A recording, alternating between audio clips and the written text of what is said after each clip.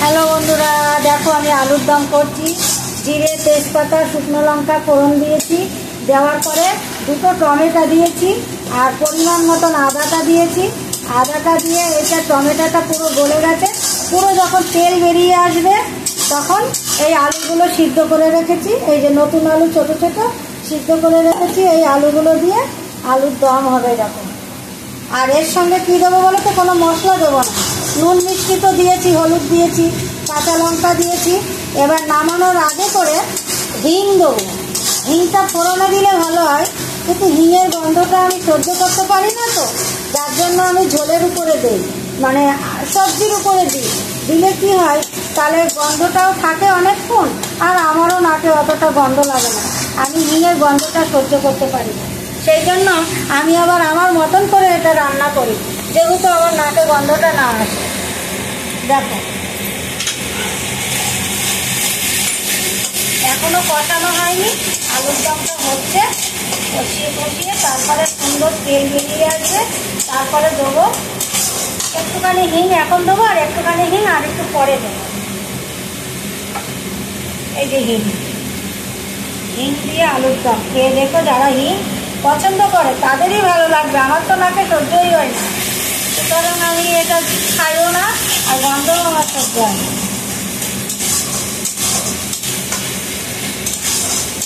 খুব ভালো করে এটাকে কষাতে হবে। টমেটো তো দুটো দিয়েছি, নাহলে গ্রেভিটা হবে কী করে, খাবে কী করে? একটা টমেটো দিলে গ্রেভিটা হবে না, তাই জন্য আমি দুটো দিয়েছি। কোনো মশলা তো দিইনি, একটু সামান্য আদা বাটা দিয়েছি, কাঁচা লঙ্কা, নুন মিষ্টি, হলুদ, এইটা। টমেটো আর গ্রেভিটা দিয়েই খাবে সবাই।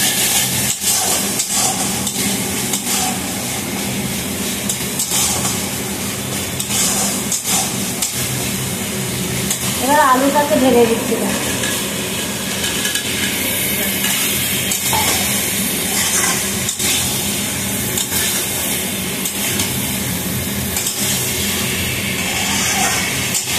আলুটাকে এবার কষিয়ে তারপরে কি করবো না, এটার মধ্যে জল দেব, অল্প জল দেব।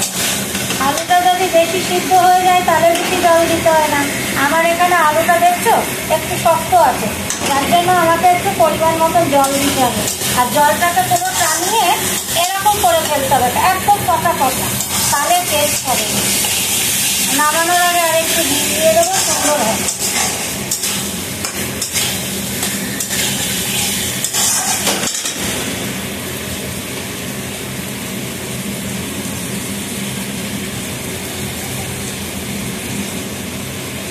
এই যে জল দিয়ে দিচ্ছি, দেখো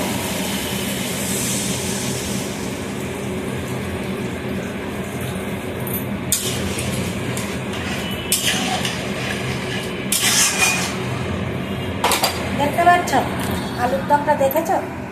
এই দেখো শুধু আদা বাটা আর কি দিয়েছি, আদা বাটা, টমেটো আর নুন, হলুদ, মিষ্টি এই দিয়েছি। আর হিং অল্প দিয়েছি মশলার সঙ্গে, আর অল্প হিং দেবো নামানোর সময়। ব্যাস, আলুর দম কত হয়ে যাবে। নামাবে আর শটাশট খেয়ে নেবে। নামাতে শুধু দেরি, খেতে দেরি লাগবে না, বুঝেছো? একটু আলুটা যেহেতু শক্ত আছে, তাই জন্য আমি কি করলাম, একটু জল দিলাম। বেশি করে সিদ্ধ করে নিলে আর আমার নিশ্চয়ই জল দিতে হতো না, কিন্তু কি করব, হয়নি। নতুন আলু জানো ঠান্ডা হয়ে গেলে শক্ত হয়ে যায়। ঠিক আছে, রাখছি। হাই বন্ধুরা, সবাই ভালো থেকো, সুস্থ থেকো। শ্যামলীর কিচেন রান্নাঘর থেকে বলছি। শ্যামলীকে লাইক, কমেন্ট, শেয়ার করো। ঠিক আছে, রাখছি।